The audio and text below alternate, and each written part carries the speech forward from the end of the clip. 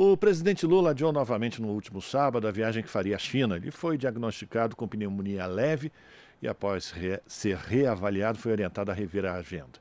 De acordo com a Secretaria de Imprensa da Presidência da República, Lula apresenta melhora clínica e deverá remarcar a viagem. Ele se encontraria amanhã, terça-feira, com o presidente chinês, o Xi Jinping.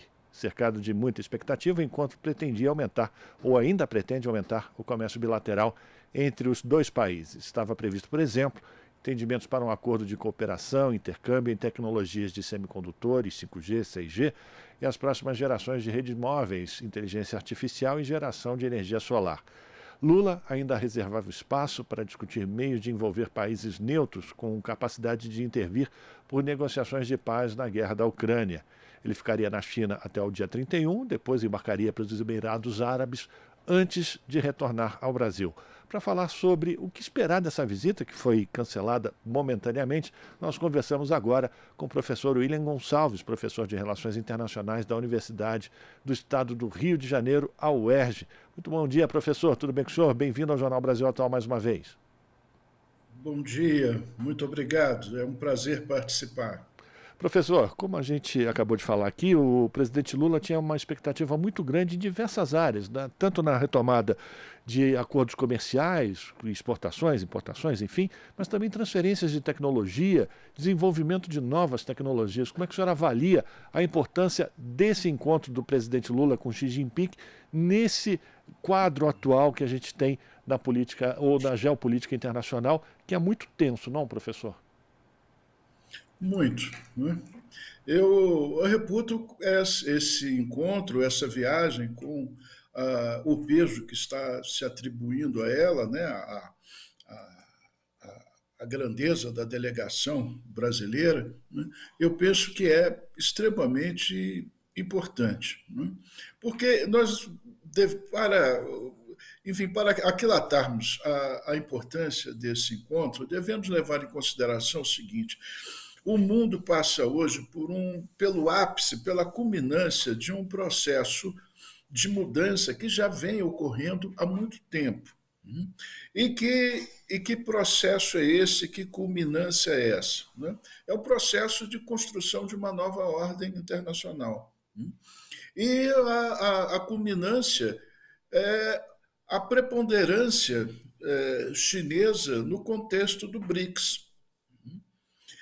A China, desde a sua revolução de 1949, a China luta por uma nova ordem internacional e tem, ao longo do tempo, isso é muito importante, né, sido parceira do Brasil.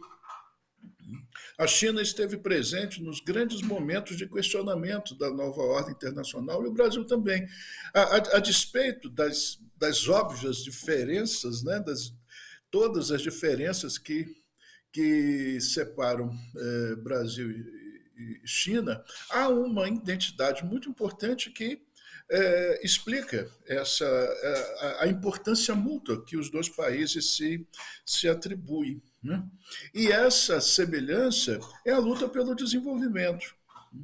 A nossa, a nossa diplomacia econômica, né, ela se destacou ao longo do tempo, enquanto nós tivemos uma política de promoção do desenvolvimento, é bem verdade, o que não aconteceu nos últimos 4 anos, renunciamos a isso, mas enquanto lutamos, né, pelo desenvolvimento, nós tivemos uma diplomacia muito próxima da chinesa. Nós participamos do grupo dos 77, que criou a UNCTAD nas Nações Unidas, estivemos junto com os demais países do terceiro mundo pela luta por uma nova ordem econômica internacional, a meados dos anos 70, inclusive foi nessa época, em 1974, que o Brasil estabeleceu relações diplomáticas com a China, não é? Uma vez que, em 1949, nós acompanhamos a posição dos Estados Unidos, não reconhecemos a República Popular e a China para o Brasil era Taiwan. Em 74, isso mudou. E desde então há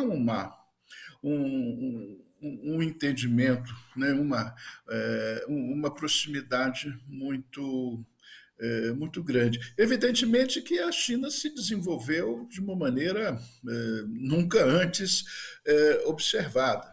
Né? O crescimento da China é um crescimento verdadeiramente espantoso. Né?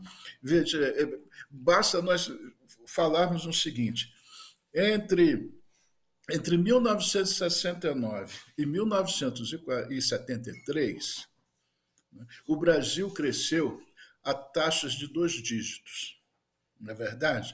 E isso tornou-se conhecido na nossa história econômica, na nossa história, como o período do milagre. Agora, a China, né, vem crescendo 2 dígitos, né, desde o final dos anos 70, ou desde 1980, pronto. São 40 anos de crescimento. Então, a China foi muito bem sucedida. Nós não fomos tanto. Não é? Mas a China atribui uma importância muito grande ao Brasil, né? E o Brasil hoje atribui à China, porque o comércio e os investimentos chineses no Brasil são simplesmente o dobro dos norte-americanos. Sem dúvida. Não precisa dizer mais nada, né? em termos econômicos. Isso basta. Né? E Agora, o que há que se levar em consideração, há que se frisar, isso me parece muito importante, é o seguinte: né? Os chineses não fazem caridade. Os chineses defendem os seus interesses nacionais. Por isso, eles se elevaram à posição em que estão. E nós precisamos defender os nossos interesses nacionais. Portanto, não podemos ficar assim nesse oba-oba, porque a China vai colocar mais dinheiro aqui, vai investir nisso, naquilo. Ora, o que nós precisamos da China é outra coisa, não é dinheiro para colocar no agronegócio. O que nós precisamos da China é transferência de tecnologia, porque precisamos reindustrializar o Brasil, né, atualizando tecnologicamente o Brasil. E a China é o parceiro ideal para isso. Não serão os Estados Unidos que farão isso, porque os Estados Unidos, né, que peço desculpas os pró-norte-americanos de carteirinha, os Estados Unidos nunca fizeram isso. Os Estados Unidos nunca contribuíram para o nosso desenvolvimento. Antes, pelo contrário, né? Sempre procurando colocar pedras no caminho para manter uma relação econômica de subserviência.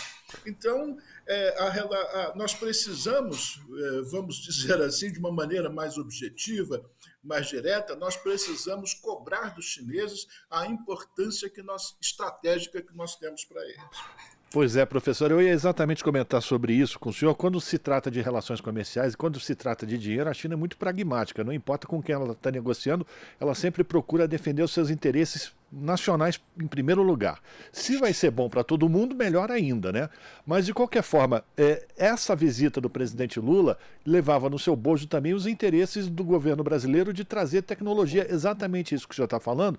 Por exemplo, no desenvolvimento de fábricas de semicondutores, a gente vê a indústria automobilística brasileira tendo a sua produção parada, inclusive porque faltam esses semicondutores, não só no Brasil, mas em diversos países do mundo.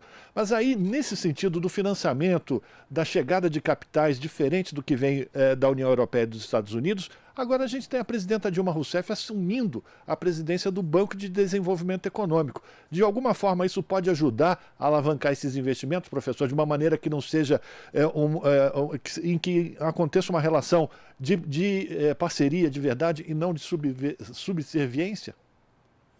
Não, naturalmente que sim.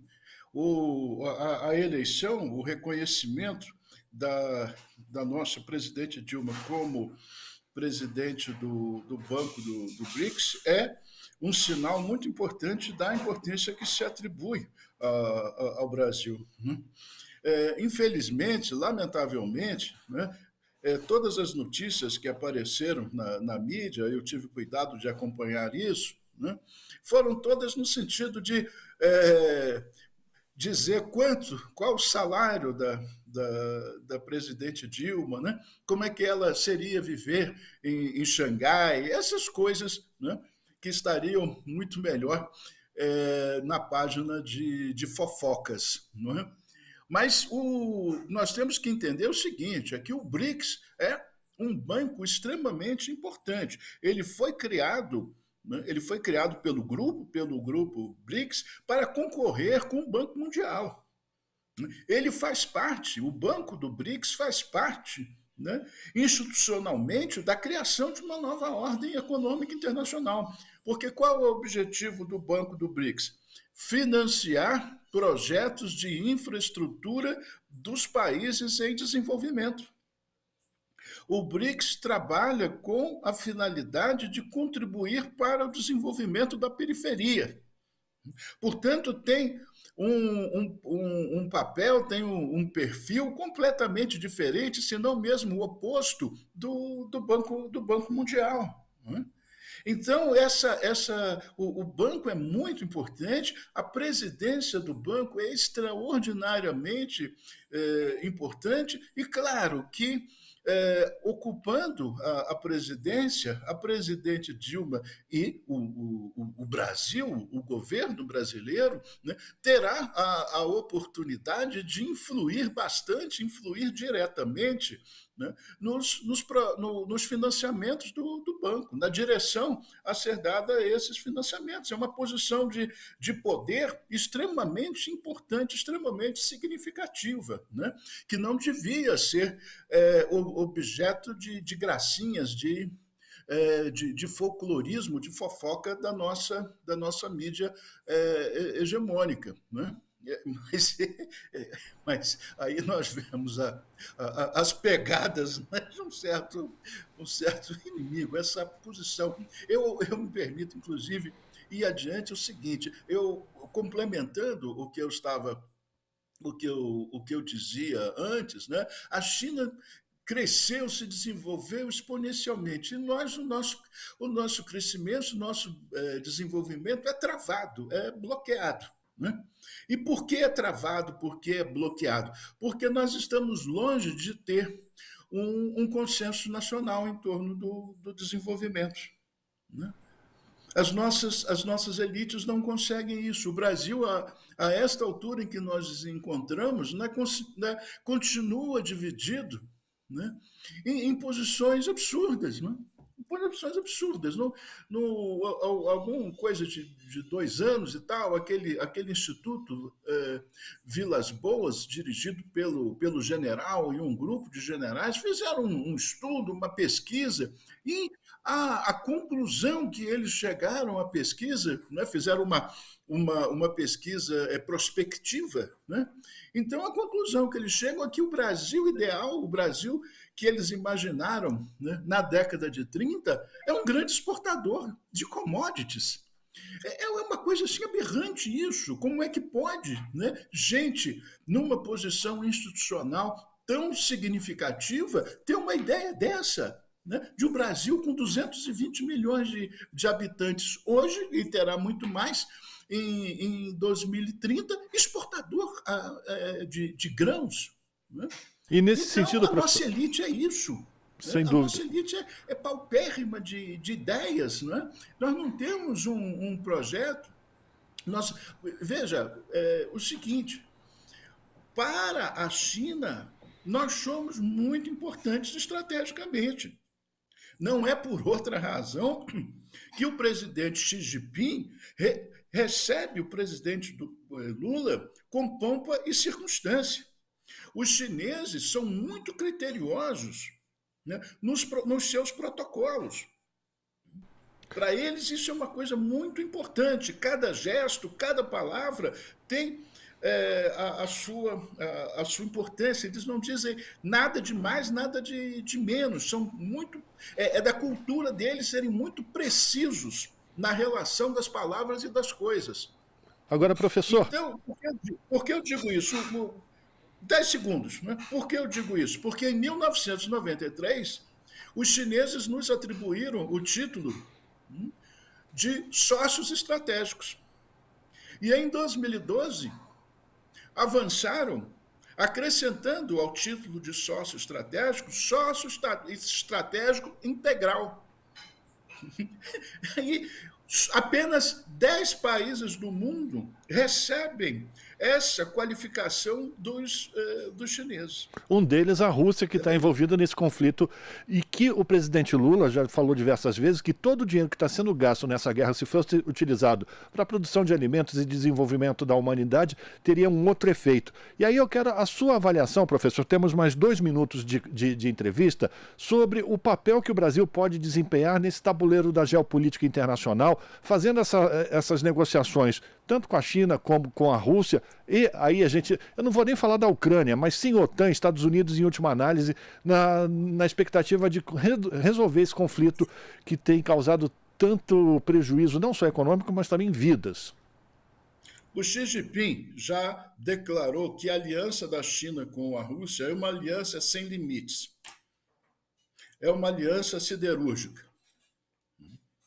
Porque, como eu disse no início, vivemos a culminância de um longo processo. Estamos vivendo o momento da decisão, né, de um processo que se acumulou.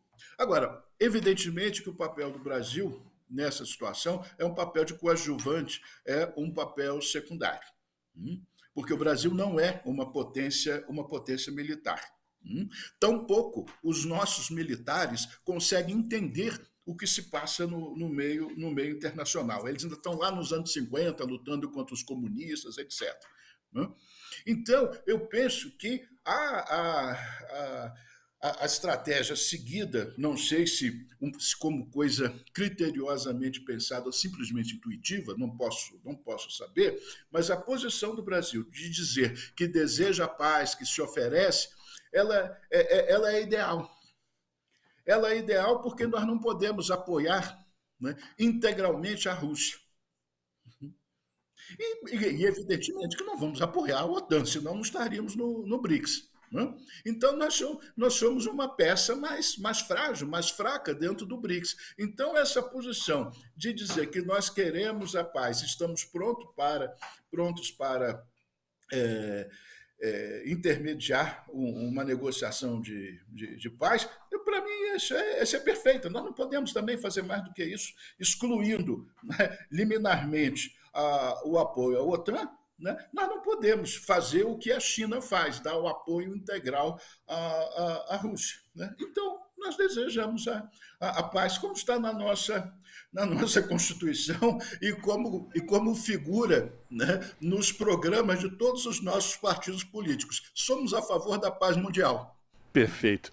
Professor William Gonçalves, professor de Relações Internacionais da Universidade do Estado do Rio de Janeiro, a nossa querida UERJ. É sempre uma alegria poder contar com a sua participação aqui no Jornal Brasil Atual, hoje falando da expectativa, da importância da viagem do presidente Lula à China e o que pode surgir a partir desse encontro de frutos que tragam mais desenvolvimento e diminua a nossa desigualdade aqui no país. Professor, um forte abraço para o senhor, a gente continua em contato e aí a gente vai avaliar, inclusive, o resultado dessa visita do presidente Lula, que a gente espera que seja realizada proximamente. Muito obrigado, viu?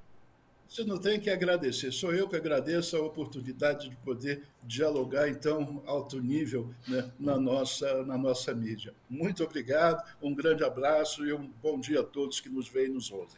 Conversamos com o professor William Gonçalves. E assim, a gente encerra mais uma edição do Jornal Brasil Atual, agradecendo a todas e todos pela sua audiência, prometendo voltar amanhã, a partir das 7 da manhã, com mais uma edição do Jornal Brasil Atual. Boa segunda-feira. Até lá! Você acabou de ouvir Jornal Brasil Atual. Movimentos sociais, política, direitos humanos, economia, mundo do trabalho, cultura e prestação de serviço.